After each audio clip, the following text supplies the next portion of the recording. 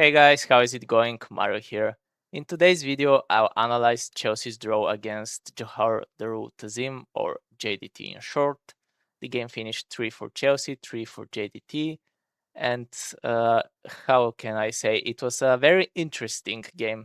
To be honest, it didn't feel like a friendly. They were very much up for it, so I'll try to answer why that might be.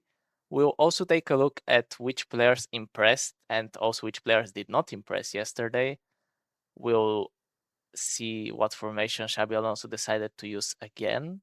And finally, we'll say goodbye to a Chelsea player that has been officially confirmed is now leaving. And yeah, guys, the preseason tour is finally over after yesterday's game, so the team will be going back to London. We have one more preseason friendly game against Sociedad, which will be played at Stamford Bridge, and then the Premier League season begins. So it's getting closer and closer. I'm getting excited to see how the boys can do in the competitive games. And let's get straight into the video. Now, if we take a look at the starting 11, we can see that there were a lot of changes compared to the Milan game, and this was to be expected since this was our second game in 24 hours. In goal, it was Teddy Sharman-Low who got the start, and for the second half, we saw Gagas Lunina, so they both got 45 minutes each. We didn't see Penders even on the bench. Maybe he was never planned for this game, or maybe he got a small injury. We will have to wait and see what Alonso says. In defense, we saw Tosin and Anselmino start, and it was supposed to be Mamadou Sarr that starts alongside them, but he got injured right before kickoff, so we saw Suboloy come on. In midfield, it was Darius Sugo and Nicole Giuzzuli who started the game. Now, Darius Sugo was the captain, but I didn't think he had a very good game, whereas Nicole Giuzzuli was a lot more composed. But we'll take a look at those a little bit later. As for the wingbacks, it was Quenda on the right and Gittens on the left. And up front, we saw Delap lead the line and then Estevao and Jackson behind him. Now, a lot of the starting players were academy players, and they will not be with the first team squad for the next season. But we also saw some players that are on the verge of the first team or are even first team players. So they had their chance to impress in this game, and we'll talk about which of them did and which of them did not. Now, if we talk a little bit about JDT, they have been undefeated in their league since 2021, I believe. So what's that? 5 years, 6 years, something like this. And they didn't look like they want to lose this friendly game. And honestly, it didn't look like they were playing a friendly game. They were aggressive. They were going into challenges. They were arguing. They were surrounding the referee, demanding decisions go their way. It was a very, how can I say, interesting game, and a lot of the players got riled up. Now, I know some people got very disappointed, you can say, in the lab, in Tosin, even in Jackson for showing that bad discipline. Even Estevao got yellow carded for lack of discipline, but that was just the kind of game that we got. They were provoking us, and personally, I think some of the players did well to try and defend some of the teammates. I remember at some point the lab got carded because after a foul on Gittens, they were trying to bully Gittens, and he went on to defend him. And I saw the lab get a lot of stick for getting that yellow card, but personally, for me, that was a nice sign that he is ready to fight for his teammates. So yeah, overall the game was a nasty one. Their players were thugs, you could say, and it was interesting how we deal with all this pressure. Now, when the game started, you could almost immediately see that their players were very much up for the game, and they scored only 15 minutes into the game after Tosin was beaten for pace by Guilherme or Guillermo, something like this, who assisted, and we were down a goal inside the 15-minute mark. Now, around the 30th minute mark, we saw Aaron Anselmino pull a hamstring, and it was a very sad scene as he wanted to continue the game, but Alonso didn't want to take any chances, so he just subbed him off for Reggie Watson, who played in defense, and we'll talk about that a little bit later.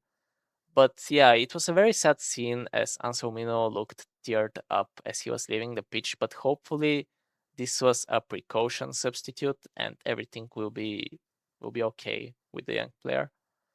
And the game continued. We were, as I said, a goal down, and around the 40th minute, something like this, the lab got fouled in the penalty box, and then he converted the penalty.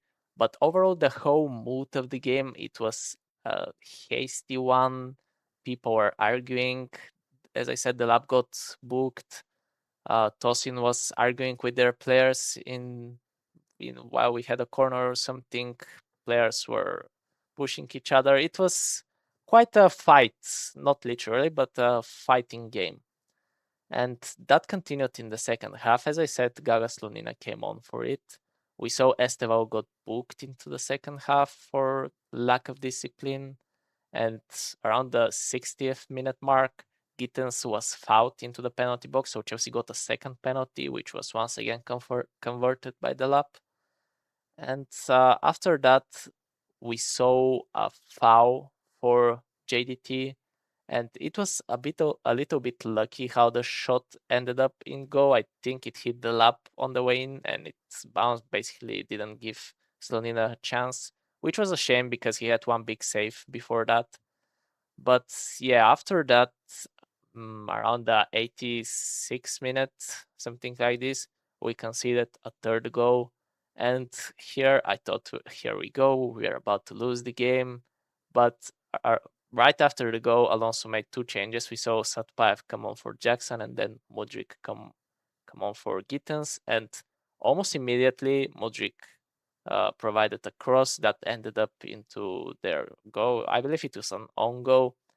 And yeah, it was an instant impact by Mudryk to salvage the game. Now, obviously, it's preseason, so we don't really care about the result, but we never want to lose games, especially games like these. And the weirdest thing was that the game finished 3-3, so as a friendly, it was supposed to have penalties. I believe people were shouting that it's in the contract, but we never got those penalties. JDT players just walked off the pitch, so the game finished in a draw, I guess, so they're still undefeated. Maybe it was important for them not to lose. But yeah, let's continue into the video and analyze what we saw from Chelsea. Now, Alonso decided to continue with the 3-4-3, even though a lot of the players that played against Milan were not available. Matter of fact, most of them were not. And maybe he wanted to see which players could be trusted in some of those more unnatural roles, like the wingback positions, where we saw Gittens play on the left and Quenda on the right. And if we're talking about players who didn't impress, we can say Gittens' experiment as a left wing back didn't really work out. I hope we don't see Gittens more there because while he was good going forward, his defensive side of the game was nowhere to be seen. You could just see the difference between him and Palestra and how Palestra's natural instinct of where to position was much better than Gittens. And of course, it's normal. Palestra has been a defender, Gittens has been a winger. So it's normal for this transition to be easier for Palestra. But yeah, I didn't think Gittens had a good game. Quenda had an alright game.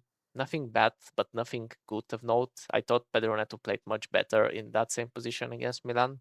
So if I had to choose right now between these two, I would be picking Neto.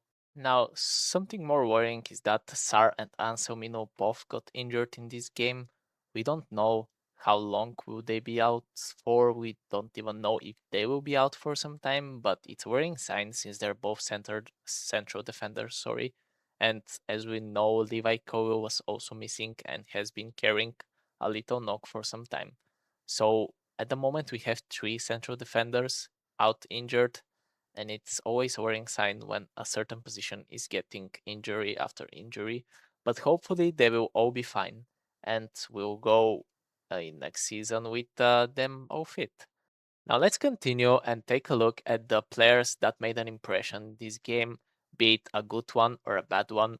I know a lot of people don't think the lab had a good game, but I have put him in my good category. And don't get me wrong, I'm not a big fan of the lab, but I'll give him the credit that he deserves.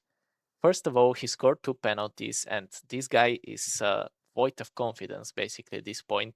So he showed some nerves scoring those two, and they were good penalties, to be honest.